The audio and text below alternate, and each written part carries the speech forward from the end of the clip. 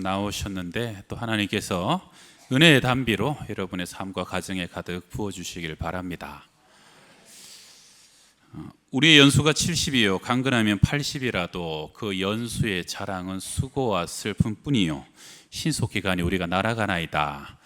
우리 시편 90편은 모세의 시편의 단 한 편의 시인데요, 그 모세의 고백입니다.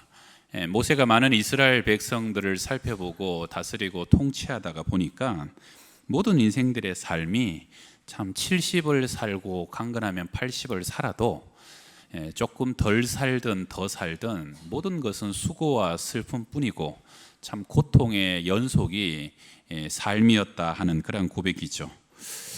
우리의 삶을 흔히 광야 인생길이라고 비유합니다. 이스라엘 백성들이 또한 민수기에 그 광야의 삶을 이렇게 표현합니다. 너희가 어찌하여 여호와의 회중을 광야로 인도하여 우리와 우리 짐승이 다 여기서 죽게 하느냐? 너희가 어찌하여 우리를 애굽에서 나오게 하여 이 나쁜 곳으로 인도하였느냐? 이곳에는 파종할 곳이 없고 무화과도 없고 포도도 없고 석류도 없고 마실 물도 없도다. 파종할 땅, 뭘 심을 땅도 없는 곳, 먹을 것도 없고 마실 것도 없고 아무것도 없는 것, 그것이 바로 이 광야다. 왜 모세와 너희들은 우리를 이 광야로 이끌어 나왔느냐 하는 불평이죠.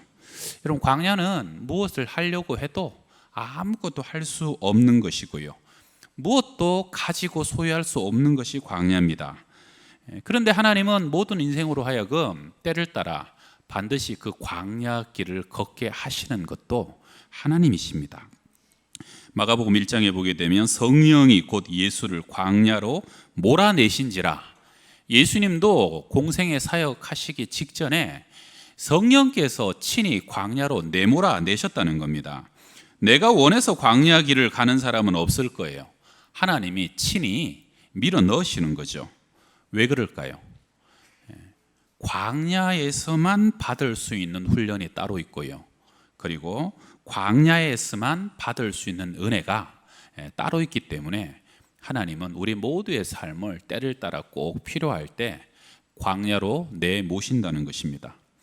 여러분 어떠셨어요? 여러분의 인생에 혹시 지금 광야 같은 삶을 살아가시는 분이 계십니까? 아니면 지난 세월 속에 광야 같은 길을 걸어오신 분이 계십니까?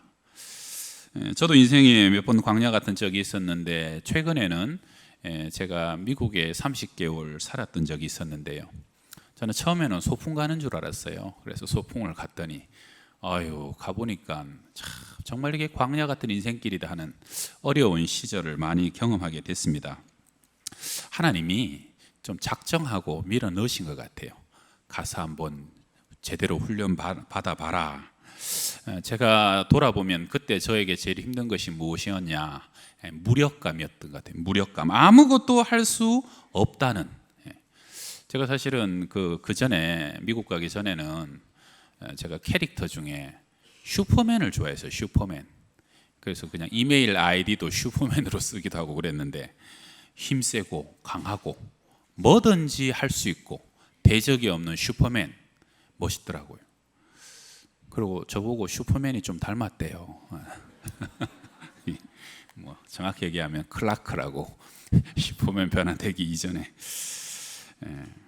뭐 그렇게 살아가다가 갑자기 하나님이 광야 같은 삶으로 이민생활로 몰아넣으시는데, 참 만만치 않대요. 정말 그때 제가 요셉을 많이 묵상했는데, 구덩이에 빠진 형들에 의해서 구덩이에 빠져버려가지고 도저히 혼자의 힘으로는 아무것도 할 수 없는 요셉과 같은 그런 삶. 안 되는 게 너무 많은 거죠. 첫 번째는 말이 안 돼요. 미국 갔더니 영어가 안 되는 거예요. 아이를 데리고 학교 전학을 시켜야 되는데 서류를 얼마나 많이 주는지, 그 몇 장을 쓰는 것도 그렇게 힘이 드는 거예요. 집을 얻는 거, 인터넷을 개통하고 전기를 연결하는 거, 뭐 한국에서는 뭐 아무것도 아닌 전화 한 통에 해결될 수 있는 것이 얼마나 힘들고, 길거리에다가 차를 주차하면 이것을 어떻게 이 계산을 하는지도 힘들고, 심지어는 햄버거 가게 가가지고 햄버거를 시켰는데도 맨날 원하는 햄버거가 아니라 엉뚱한 게 나왔어. 이거 참 이 바보처럼 햄버거 하나 제대로 주문을 못하고 참 내가 아무것도 할 수 있는 게 없구나. 한국에서는 사역을 좀 많이 했다고 생각해가지고 좀 자만했죠. 한 2년만 쉬고 좀 공부 좀 하고 돌아오겠습니다 하고 갔더니, 저는요 미국 가가지고 사역하는 것이 제가 수고한 것이 아니라 그것이 제가 사는 길이라는 걸 알았어요. 3개월을 사역 안 하고 그냥 예배만 드렸더니 아우 죽겠는 거예요. 이거 완전히 그냥 사역 안 하는 게 그렇게 갑갑하고 힘든 건지 몰랐어요. 그래서 그냥 3개월만 쉬자. 그리고 4개월째 어디 찬양 인도자로 주말만 사역하려고 들어갔습니다. 왜냐하면 제가 잘하는 것은 사역밖에 없으니까. 근데 웬걸요, 이민교회는 한국교회 같지 않더라고요. 거기 갔더니 제가 얼마나 처음부터 그냥 그 찬양 인도자로 들어갔는데 음대 출신 훌륭한 집사님이 얼마나 갈구기 시작하는지, 그렇게 갈굼을 당했어요. 기타도 그거밖에 못 치냐, 왜 이렇게 소리가 늘어지냐, 음정이 안 맞냐, 그리고 찬양인도 콘티도 틀렸고 뭐 곡 배열도 안 맞고, 와, 그래서 저는 잘하는 줄 알았더니 더 전문가를 만났더니 완전히 엉터리로 하고 있었더라고. 야, 그러니까 사역도 그나마 위로를 받아야 되는데 사역도 너무 힘들어요. 교회 가는 게 무서워요. 교회 가는 길이 슬프더라고. 그리고 재정적인 부분에서도 제가 가서 24개월 금방 지났던 딸을 데리고 이제 프리스쿨이라고 어린이집이죠, 거기를 넣으려고 갔더니 하루 3시간에 500불을 달라는 거예요. 그리고 오후까지 맡기면 900불을 달라는 거예요. 한국 돈으로 100만 원을 달라는 거예요. 돈이 있어야 주죠. 100만 원을 어떻게 주고 애를 유치원에 보내요. 그래서 우리 집사람과 고민하다가 1년만 우리가 애 데리고 지내자. 그런데 하루 종일 어디 데리고 다닐 줄도 모르고 말도 안 통하는데 애만 데리고 있으니까 얼마나 힘들어요. 그래서 내가 2-3시간만 봐줄게. 그렇게 해서 그때부터 애랑 놀기를 시작했죠. 여러분, 한국에서 30분도 10분도 안 놀던 남자가 하루에 3시간씩 애를 보면 어떻겠습니까? 재밌었을 것 같아요? 지옥이더라고요, 지옥. 근데 미국은요, 공원이 너무 좋아요. 막 집 앞에만 나가도 잔디밭이 막 쫙 펼쳐져 있고, 거기 막 아침 저녁으로 스프링클러가 돌고, 겨울에도 꽃이 피어져 있고, 애는 천국이죠. 막 거기서 막 뛰어다니고 뒹굴고 하면서 막 아빠 하고 뛰어오면 막 유나 하고 막 노는데, 그것도 하루 이틀이지 2년을 넘게. 그러니까요, 나중에는 푸른 잔디밭만 봐도 슬퍼요. 꽃만 봐도 우울하고, 교회 가는 길이 막 나무들이 울고 있더라고. 교회를 가려고 아침에 눈을 뜨면 오늘도 또 교회를 가야 되나 막 이런 생각이 들고, 저는요 제 인생에 그런 날이 올 줄은 꿈도 꾸지 못했어요. 내가 이렇게 사역, 대인관계, 아이, 재정 모든 것에 있어서 철저하게 무능한 사람일 줄은. 그래가지고 언제부턴가는 기도일기를 쓰는 거예요. 기도일기. 한국에서도 가끔가다 썼는데 그때는 자주 썼어요. 그거라도 안 쓰면 버틸 수가 없더라고요. 근데 그 기도일기에 제가 평상시에는 전혀 써보지 않았던 주제들이 써지는 거예요. 어두운 밤, 불안, 두려움, 강박, 죽음. 언제는 보니까 또 영정사진 가지고 또 글을 써놓고. 그런데요, 그렇게 지내다 보니까 제 안에 한 1년 지나면서 저도 모르는 변화가 오기 시작하더라고요. 이전에는 너무 많은 사람들 속에 둘러 있고, 제가 항상 에너지가 밖으로만 일로만 뻗치다 보니까 사실은 내 안에 뭐가 있는지 깊이 들여다볼 시간이 없었던 것 같아요. 그런데 2년이 넘게 풀을 보고 꽃을 보고 아이와 함께 공원에서 늘 그냥 앉아서 생각하고 묵상하고, 그러다 보니까요, 내 내면 안에 있던 나도 몰랐던 감정과 의식들이 자꾸 올라오기 시작하는데 세상과 단절된 거죠. 사람 만나는 것이 두렵고, 그러니까 내 안으로 뭐가 계속 집중되는데요, 어느 날 보니까 내가 기도하는 게 아닌데 하나님이 제 감정을 통해서 말씀하셔요.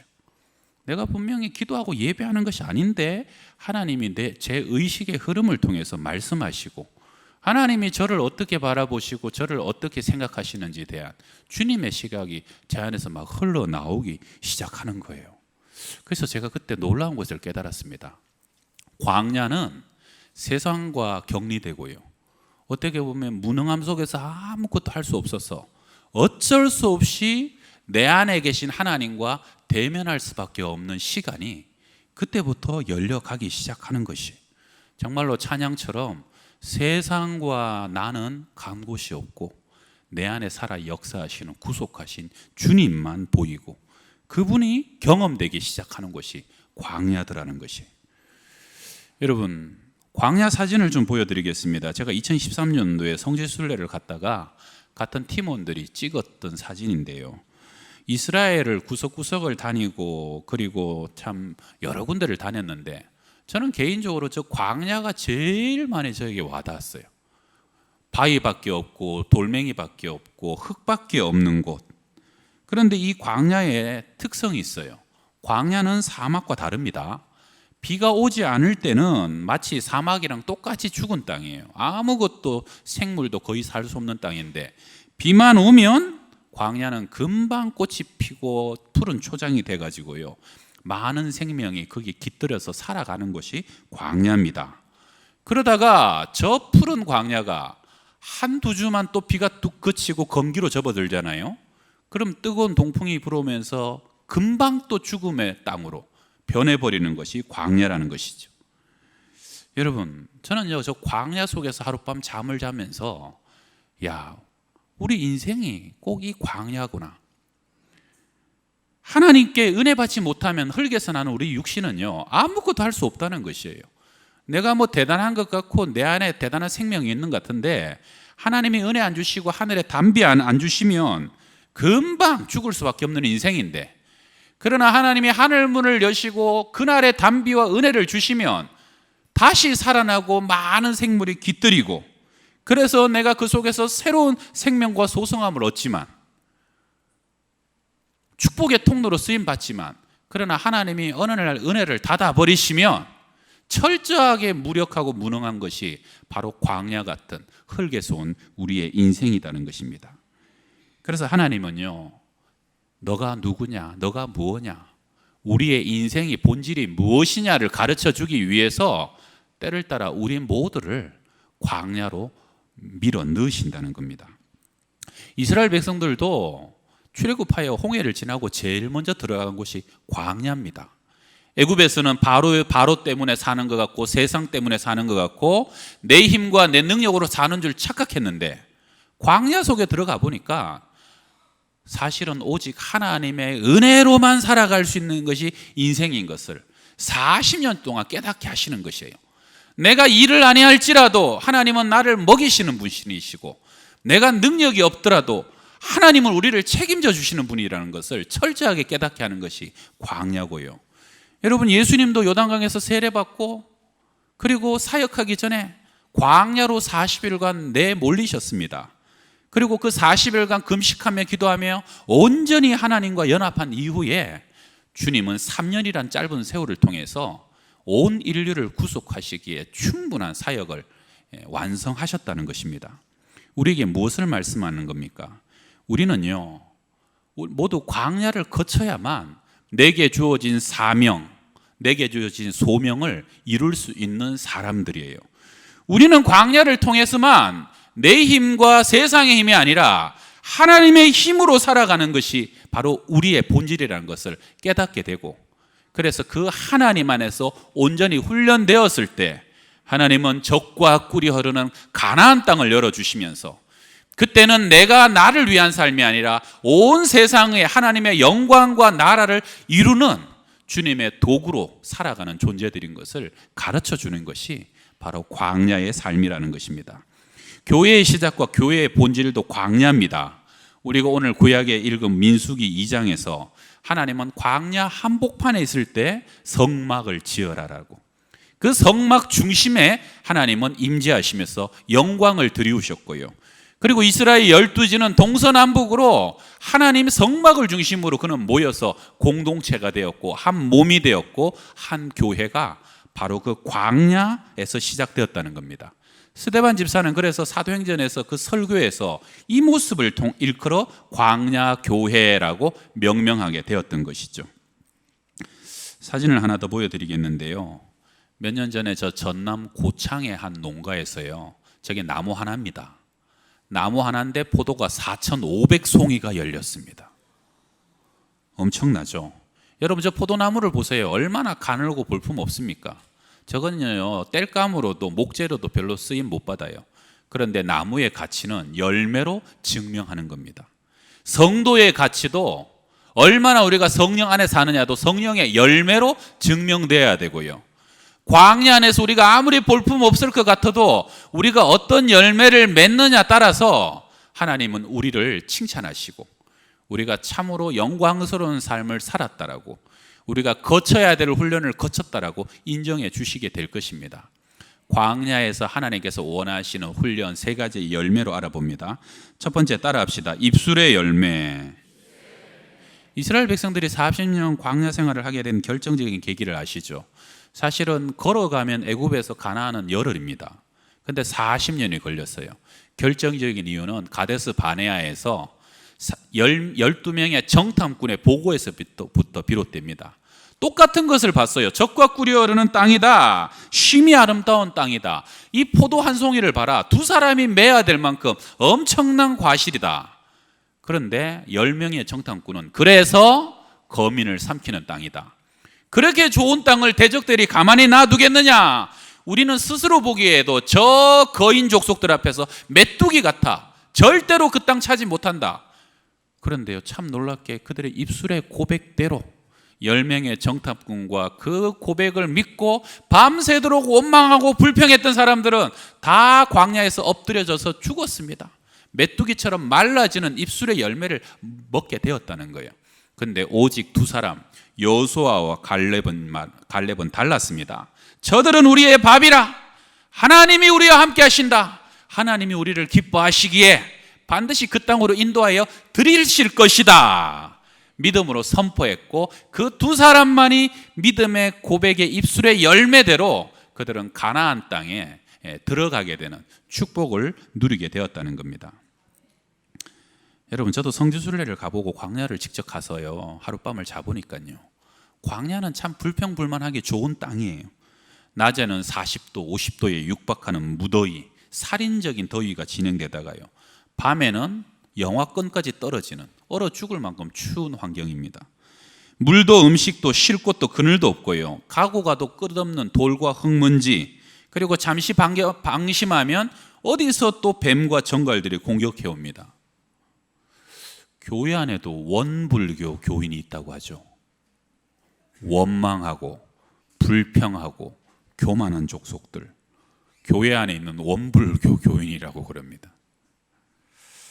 여러분, 광야는요, 원망하고 불평하면 뺑뺑이 도는 곳이에요. 정말로 속히 지나갈 수 있는 여정을 원망과 불평이 끊임없이 다시 뺑뺑이 돌고 실패하고 다시 일어나서 또 그 고통의 시절을 또 지나가야 되는, 그것이 바로 원망과 불평의 힘이라는 것이에요. 스스로 속이지 말라. 하나님은 업신여김을 받지 아니하시나니 사람이 무엇으로 심든지 그대로 거두리라. 사람은 반드시 심은 대로 거두는데 입술의 열매는 내가 무엇을 심든지 반드시 그 입술의 열매를 결국 내가 거두게 된다는 것입니다. 여러분, 감사하시길 바라요. 감사할 수 없을 때 감사하고, 사랑할 수 없을 때 사랑한다라고 고백하고, 여러분, 우리 입술이 날마다 하나님 입술의 열매를 맺을 때 우리는 속히 광야를 벗어나는 삶을 살 수 있다는 것이에요. 제가 잘 아는 한 분이요, 한국 나이키 회사에서 팀장을 지내셨는데, 그분 말로는 나이키에서 팀장을 하게 되면 아주 고액의 연봉에다가 상당한 지위랍니다. 그런데 이분이 미국에 공부를 하러 가시게 돼가지고 그것을 이제 사임했더니 자기 밑에 있는 부하 2사람이 이제 인사가 진행되는데 A라는 사람이 B라는 사람보다 조금 더 유능했대요. 그래서 A라는 사람이 가능성이 많았는데 회사 안에 루머가 돌기를 A라는 사람이 능력이 있긴 한데 이 사람이 항상 호시탐탐 더 좋은 회사 가려고 늘 기회를 보던 사람이고, 만약 이번에 팀장이 돼도 기회 되면 언제든지 떠날 수 있는 사람이다, 이런 소문이 돌고 그것이 반영돼서 A가 떨어지고 B가 팀장이 돼버렸어요. 나중에 A가 이 사실을 알고 난 뒤에 자기는 억울한 거죠. 그래가지고 나이키 본부에다가 탄원서를 제출했답니다. 잘못된 루머다. 나는 전혀 그런 적이 없었다. 이 소문의 진상을 밝혀달라. 나이키 회사 본부에는 그렇게 탄원을 하게 되면 전문 조사단을 보낸답니다. 그래서 전문 조사단이 나와서 수개월을 조사를 하고 그 소문을 추적해가지고 결국은 그 소문의 진원지를 찾아내고야 말았다는 거예요. 근데 참 재밌는 거는 그 소문의 진원지가 B씨였다는 거예요. 이분은 이미 3개월 인수가 교육을 끝냈고 팀장을 시작한 지도 3개월이 지나서 6개월이 지났는데 나이키 회사가 대단한 게 그 B씨를 즉석에서 면직시키고 A씨를 팀장에 다시 세웠다는 것이. 그래도 다시 교육을 시키고 그 모든 것을 하는 것이 상당한 비용이 드는데도 주저하지 않고 그것을 다 진행시켰다는 거예요. 저는 그 얘기를 듣고 야, 나이키 멋지구나. 여러분, 누가 탄원한다고 나 억울하다고 누가 그렇게까지 조사단을 보내갖고 몇 개월을 조사를 해줍니까? 그런데요, 이 회사에서 귀하게 여기는 건 뭡니까? 반드시 진리는 드러나야 되고 거짓으로 사람이 피해를 입으면 안 된다는 것이에요. 그리고 그것을 끝까지 추적해서 찾아내는 능력, 결국은 공의가 집행되도록 하고야 마는 것, 심은 대로 거두게 되는 것이죠. 그리고 내가 내 입에서 내뱉은 말이 처음에는 사람을 죽이고 내가 이기는 것 같았지만 결국은 그 말이 나를 죽이는 열매로 그 열매를 거두고야 말게 되는 결과를 가져오게 되었다는 겁니다. 그래서 저 나이키가 세계적인 기업이 되었고 저 직원들이 저렇게 프라이드를 가지고 열심히 일하는구나 하는 것을 제가 느낄 수 있었던 시간이에요. 여러분, 성경에는요, 우리가 누구든지 입술로 축복하게 되면요, 그 축복이 결국은 돌아서 나에게 오기 쉽고 또 내가 저주하게 되면 그 저주가 또한 돌아서 나에게 오게 된다는 것이죠. 베드로전서 3장에는 생명을 사랑하고 좋은 날 보기를 원하는 자는 세월이 지날수록 좋은 일들만 자꾸 내 삶과 여생에 일어나기를 원하는 자는 혀를 금하여 악한 말을 그치라. 여러분, 항상 사랑하고 축복하고 평안을 비는 삶을 사시길 바랍니다. 그것이 결국은 내 삶의 노년 가운데 여러분 쏟아지는 강물처럼 우리 가운데 임하게 될 줄을 믿으시기 바랍니다. 가도 가도 끝없이 광야가 이어지는 분 계십니까? 천국 방언을 입술에 담아 보시길 바랍니다. 자, 우리 옆 사람과 한번 천국 방언으로 인사합시다. 사랑합니다. 감사합니다. 미안합니다. 축복합니다. 그것이 바로 광야 교회의 언어인 것을 믿으시기 바랍니다. 우리 두 번째 남 따라합시다. 순종의 열매. 우리 구름 기둥, 불 기둥입니다. 광야에서 죽는 이유가 몇 가지 있는데요. 첫 번째는 식량과 물 부족으로 못 먹어서 죽고요. 두 번째는 방향을 잃어버려서 헤매다가 죽고요. 세 번째는 너무 춥거나 너무 더워서 죽게 된답니다. 그래서 하나님은 이스라엘 백성들을 위하여서 만나를 준비하셨고요. 또 하나님은 불기둥과 구름기둥을 준비하셨습니다. 불기둥, 구름기둥은 낮에는 뜨거운 태양으로부터 이 백성들을 지켜주고 밤에는 극심한 추위로부터 이 백성들을 지켜줍니다. 구름기둥, 불기둥이 동일하게 성막의 지성소 위에서부터 그 기둥이 올라가가지고 200만이 되는 온 백성을 덮을 만큼 온 이스라엘을 충만하게 가득 덮고 있는 거예요. 그래서 태양을 가려주니까요, 아무리 40도 50도가 돼도 습도가 없으니까 태양만 가려지면 서늘한 거예요. 밤에도 난로처럼 이 불기둥이 이스라엘 백성을 덮으니까요, 이스라엘 백성들이 추위로 인해서 그들이 상하지 않게 되더라는 것입니다. 여러분, 또 이 불기둥과 구름기둥은 정말 수천 년 전인데 내비게이션의 기능을 합니다. 떠올라서 움직이기 시작하면 따라가면 되는 거예요. 그리고 멈춰야 되고 진을 쳐야 될 때는 그것이 또 내려앉아서 멈추는 거죠. 그래서 불기둥과 구름기둥이 움직이면 함께 움직이고 멈추면 함께 멈추고, 주님 말씀하시면 내가 나아가리다, 주님 뜻이 아니면 내가 멈춰서리다, 하나님 인도하시는 곳 가는 곳마다 내가 순종하면서 함께 나아가겠습니다. 여러분, 참 놀라운 것은요, 우리 인생을 살다 보면 때로는 더 빨리 가야 될 것 같은데, 더 빨리 움직여야 될 것 같은데 왜 이렇게 내 인생은 멈춰 있나? 10년 동안 그 이상 동안 내가 지금 뭘 하고 살았나 그런 사람이 있을 거예요. 남들은 다 저만치 간 것 같고 자녀들 다 졸업시키고 다 결혼시키고 다 취직시키고 노후 준비도 다 끝난 것 같은데 나는 10년 전이나 지금이나 똑같이 뭘 하고 있는가? 여러분 근데 기억하셔야 될 것이 구름기둥, 불기둥이 한 군데 제일 오래 머물렀던 게 9개월 열흘이에요. 여러분 생각해 보세요. 화장실이 있어요.